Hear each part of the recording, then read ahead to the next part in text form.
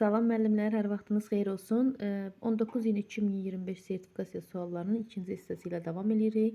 Bundan öncəki videomda 5 sualın izahını paylaşmışdım. İndi isə 10 sualın izahını paylaşacağım. Suallarda rəqəmlərdə dəyişiklik ola bilər, amma çıxan müdavimlərin dediyi tərzdə yazmışıq suallarımızı. Onun üçün dəyişiklik ola bilər, amma yəni tip cəhətdən eynidir. Rəqəm fərqi olar sadəcə. Deməli, birinci sualda çevirmə ilə əlaqəli sualdır. 650 metrdən çıxıb 230 millimetrin, sonra çıxıb 44 desimetrini. Bunların fərqini istəyir hamısını bizdən. Bu tipli misallarda nə edirik? Ən kiçik ölçü vahidinə gətiririk. Məsələn, burada metr var, millimetr var, desimetr var. Rahat tapmaq üçün burada millimetr ən balacamızdır deyə biz hamısını millimetrə keçirdəcəyik. Deməli, bunu necə yadda saxlayırdıq? Demişəm ki, əzbərləmək o qədər effektiv yol deyil. Çünki imtahanda əzbərləmək yaddan çıxa bilər, amma bu dediyim yol heç vaxt yaddan çıxmır. Avtomatik olaraq kiçikdən böyüyə düzürük. Yəni millimetr, sonra santimetr, desimetr, metr və burada da kilometr var. Kilometr burada olmadığı üçün heç bizə lazım deyil. Və hər birinin arasında 10 fərq var. 10 fərq var. Kiçikdən böyüyə keçəndə bölürdük, böyükdən kiçiyə keçəndə vururduq. Nə edirik? Yəni burada millimetrə keçirmək üçün əvvəlcə 650 metri, baxın 650 metri birinci keçirdirəm millimetrə. Metr hardadır? Bax buradadır. Millimetr buradadır. Ortada neçə sıfır qalır? Bax bununla bunun ortada 3 sıfır qalır. Ona görə 650 yazıram və 3 sıfırı yanına gətirirəm. Sonra 230 ilə millimetr 230 millimetr olaraq qalır. İlk öncə bunu çıxaq. 0, ondan 3, 7, 9'dan 2, 7, burada qalır 9, 4, 6. Sonra 44 desimetr. Baxın, 44 desimetrində bərabərdir. Millimetrə keçirmək üçün, bax, desimetr burada, millimetr burada. Ortada qalan 2 sıfır var. Onun üçün 44'ü yazırıq, yanına 1-2 sıfır gətiririk. 649.770'dən çıxıram 4440'ını. 0, 7'den 4, 3, 7'den 4, 3, 9'dan 4, 5, 4 ve 6. 645.330 oldu doğru cevabımız. Yani bu cevabı almaya da bilərsiniz. Yani ola bilər ki, sizdə bəlkə də başqa rəqəmlər düşüb, başqa ədədlər düşüb. Amma yəni mahiyyət cəhətcə yəni eyni bu formada hesablanır. Keçirik ikinci sualda. Faiz məsələləri keçənlər kimi sertifikasiya çərçivə sənədinə salmamışlar, amma bu il MİQ və sertifikasiyanın çərçivə sənədi eyni olduğu üçün gördüyünüz kimi faiz məsələlərinə də rast gəlmək olur. 20% 5 olan ədədin 2 qatını tapın deyir. Yəni burada bunlar ixtiyari bir ədədlərdir. Başqa bir ədədlər dediyim kimi ola bilər. 20% 5 olan ədədə tapırıq. Baxın, 20% 5-dirsə, onda mənə 100% lazımdır ki, görün bu bütöv neçə imiş? Bunun 20% 5 imiş də.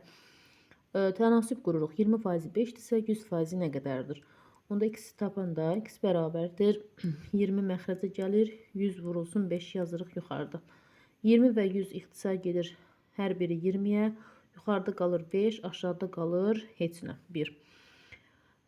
Buradan da 5 5-in 25. 25'in də məndən 2 qatını istəyir. 25'i də vururam 2-yə. Verdi 50. Bizim doğru cevabımız 50 olmuş oldu. Üçüncü sual.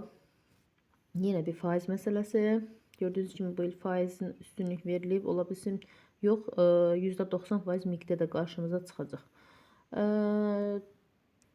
Ambarda 45 ton taxıl olan mağazadan səhər taxılın 20%. Günorta isə 30% satıldı. Mağaza nə qədər taxıl qaldı? Əvvəlcə 45 ton taxıl var. Yazırıq bura. Ambarda 45 ton taxıl var. Səhər taxılın 20%. Əvvəlcə 45'in 20%'ini tapaq. Onun üçün 20'yə vurub 100'ə bölməliydik. 45 və 100'ü yox. 20 və 100 ixtisar aparaq ilə 20'nin özünə. Burada 1 qalır, burada 5 qalır. 45'dən də 5'ə bölürük, qalır 9.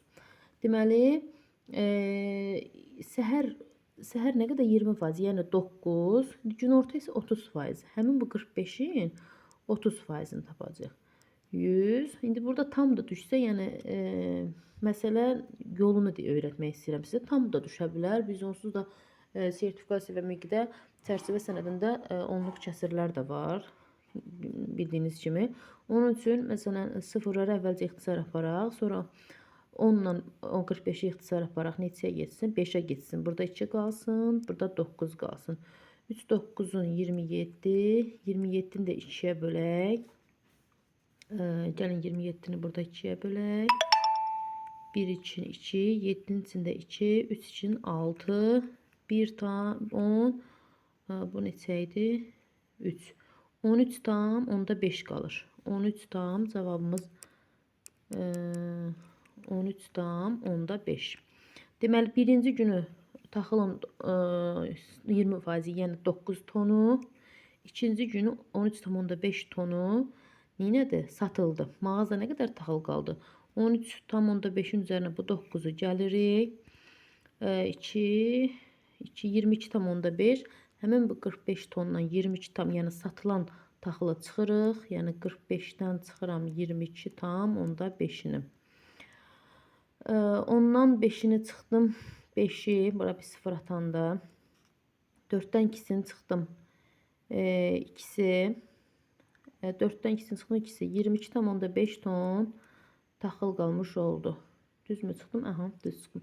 22 tam, onda 5 ton taxıl qalmış oldu. Dördüncü sual yine bir faiz.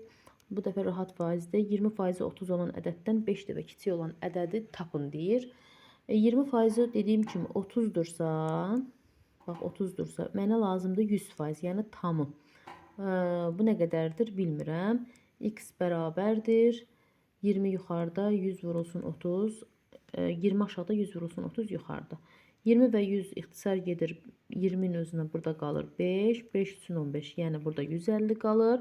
150-dən 5 dəfə kiçik olan ədəddən neçə verir mənə?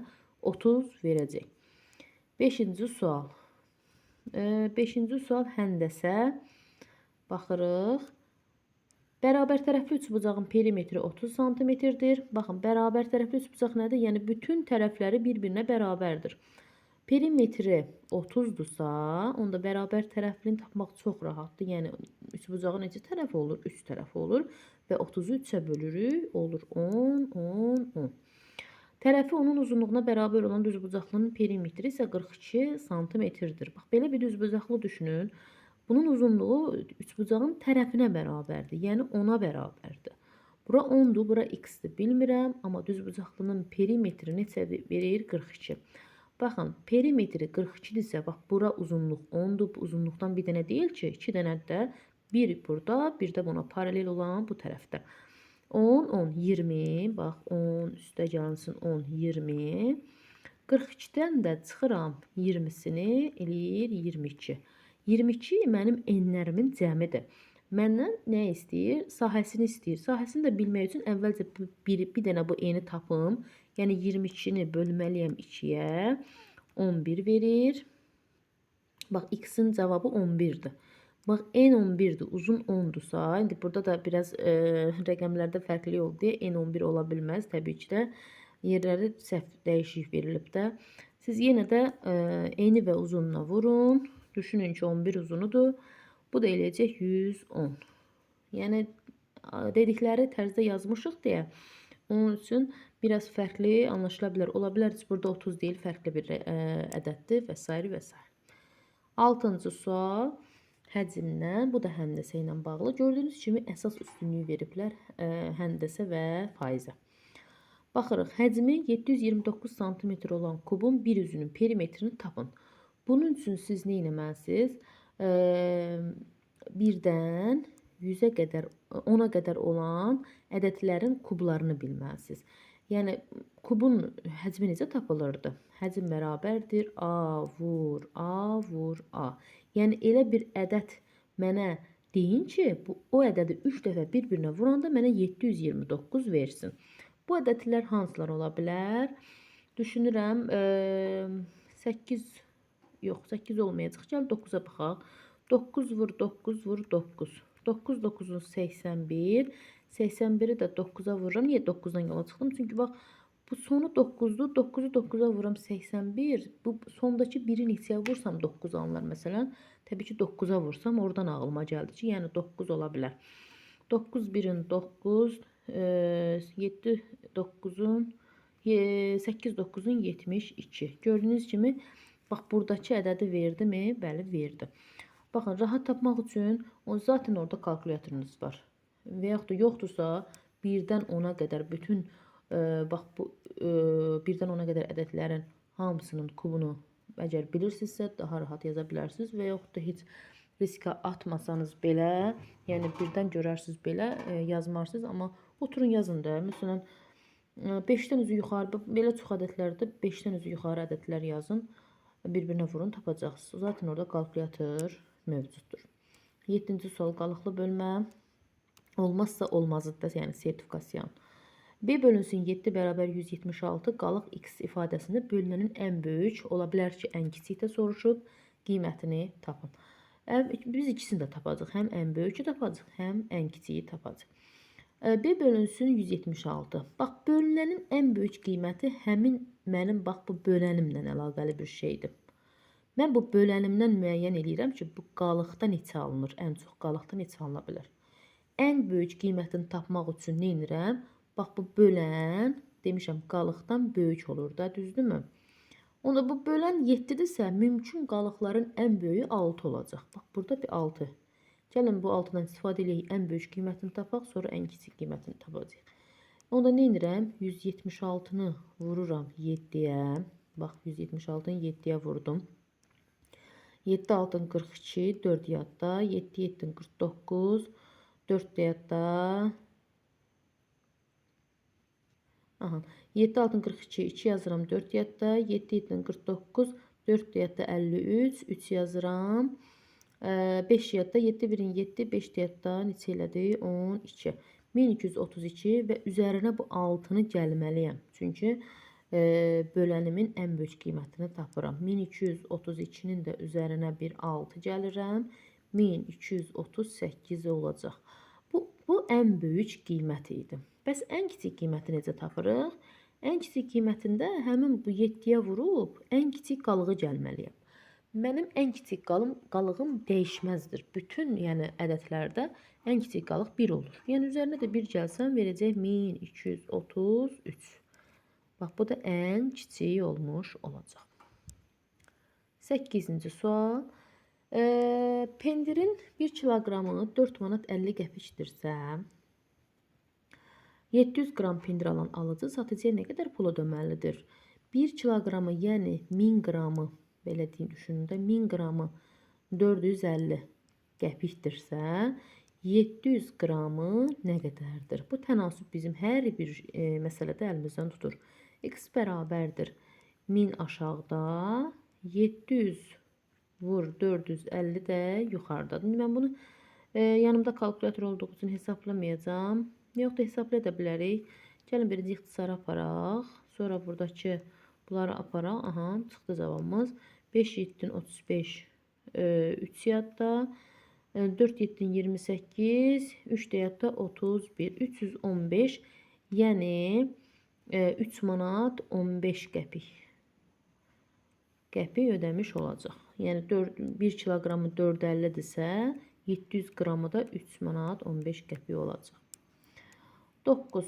40 yüzlüyü, 50 onluğu, 30 təkliyi olan ədəd hansıdır? 40 yüzlük deyəndə, bax 40, 100 deyirsə yanında 2 dənə bir 0. 50 onluq, 50 yazıram. Onun yanında neçə 0 var? 1 0.